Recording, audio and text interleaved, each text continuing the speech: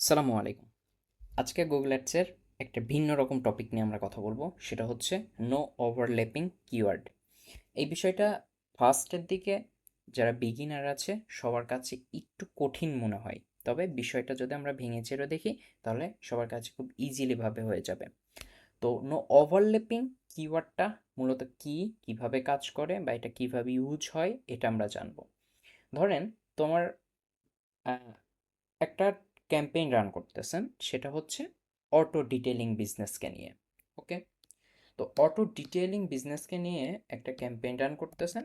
ক্যাম্পেইনের first ক্যাম্পেইনের মধ্যে আপনি একটা কিওয়ার্ড রাখছেন, সেটা হচ্ছে কার ডিটেইলিং। ওকে, এটা ফার্স্ট ক্যাম্পেইনের কিওয়ার্ড। সেকেন্ড আর একটা ক্যাম্পেইন আপনি করেছেন, সেই ক্যাম্পেইনের মধ্যে আপনি সেকেন্ড একটা ক্যাম্পেইন করেছেন, সেটার মধ্যে আপনি দিয়েছেন অটো ডিটেইলিং। অটো ডিটেইলিং, আচ্ছা, তার মানে আপনি অটো ডিটেইলিং বিজনেস নিয়ে একটা ক্যাম্পেইন রান করবেন গুগলে। তার ক্যাম্পেইনের মধ্যে আপনি দুইটা ক্যাম্পেইন বানাইছেন। একটা ক্যাম্পেইনের মধ্যে কিওয়ার্ড দিয়েছেন কার ডিটেইলিং, সেকেন্ড আর একটা ক্যাম্পেইনের মধ্যে কিওয়ার্ড দিয়েছেন অটো ডিটেইলিং।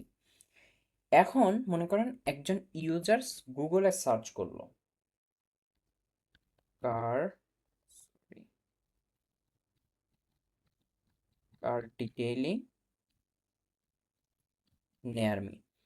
এখন আমার প্রশ্ন হচ্ছে, আপনি বলেন যে গুগলে যখন একজন ইউজার এটা লিখে সার্চ করলো, গুগল কোন কিওয়ার্ডটার জন্য আপনার অ্যাডটাকে ওনার কাছে নিয়ে যাবে?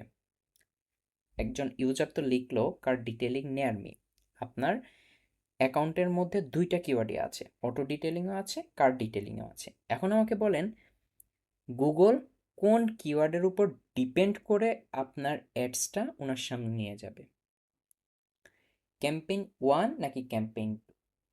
এখন দুইটা কিওয়ার্ডই সার্চের জন্য এলিজেবল হবে, কিন্তু গুগল দুইটা অ্যাড কখনো দেখাবে না। গুগল প্রথমে আপনার নিজের অ্যাকাউন্টের ভিতরে একটা ছোট কম্পিটিশন করবে। কিভাবে কম্পিটিশন করবে দেখেন, মনে করেন এই কিওয়ার্ডের অ্যাড র্যাঙ্ক হচ্ছে, সাপোজ মনে করেন 82, অ্যান্ড এই কিওয়ার্ডের অ্যাড র্যাঙ্ক হচ্ছে 76। এখন এই দুইটার মধ্যে একটার অ্যাড র্যাঙ্ক 82, একটার অ্যাড র্যাঙ্ক 76, তাহলে গুগল কার ডিটেইলিং কিওয়ার্ডটাই বেছে নেবে, কারণ এর অ্যাড র্যাঙ্ক বেশি আছে। এরপর সেই কিওয়ার্ড নিয়ে বাইরের অ্যাডভার্টাইজ যারা চালাচ্ছে গুগলে, আপনার কম্পিটিটর আছে, তাদের সাথে সে অকশন করবে। অকশন করার পরে যদি আপনি জিততে পারেন, তাহলে আপনার অ্যাডটা সে ইউজারের সামনে নিয়ে যাবে। এইটা হচ্ছে এই ওভারল্যাপিংয়ের একটা বিষয়। আমরা যদি আর একটা বিষয় দেখি উদাহরণ হিসেবে, তাহলে দেখেন আপনি গুগলে অ্যাকাউন্ট, আপনার যে অ্যাকাউন্ট আছে সে অ্যাকাউন্টের মধ্যে আপনি অ্যাড গ্রুপ বানিয়েছেন। প্রথম অ্যাড গ্রুপের মধ্যে আপনি দিয়েছেন কার ডিটেইলিং। ওকে, ফার্স্ট অ্যাড গ্রুপে। সেকেন্ড আরেকটা অ্যাড গ্রুপে আপনি দিয়েছেন, সেকেন্ড একটা অ্যাড গ্রুপে আপনি দিয়েছেন কার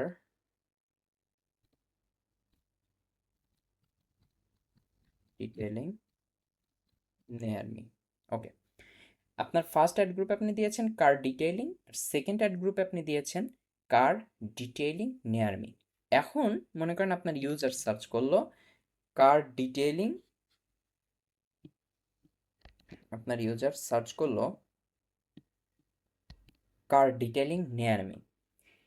এখন এই দুইটা কিওয়ার্ডই ম্যাচ করতে পারে। কিভাবে?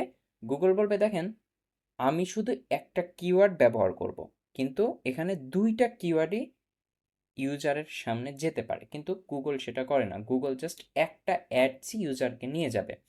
ধরেন গুগল কার ডিটেইলিং নেয়ার মিকে বেছে নিল, অন্য কিওয়ার্ডটাকে সে ইগনোর করলো। এখন এই যেই ইগনোরটা করলো, এই ইগনোরটাকে বলা হয় নো ওভারল্যাপিং কিওয়ার্ড। আমি আবার বলছি, আপনার অ্যাকাউন্টের মধ্যে দুইটা অ্যাড গ্রুপ আছে।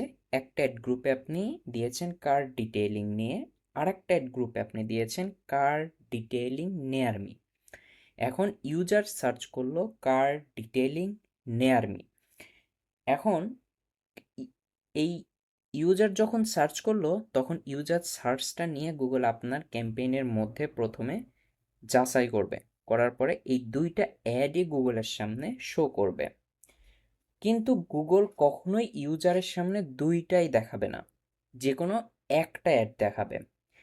মনে করেন গুগল বেছে নিল কার ডিটেইলিং নিয়ার মি, অর্থাৎ আমাদের এটাকে এটাকে গুগল বেছে নিল, এটাকে বেছে নিল।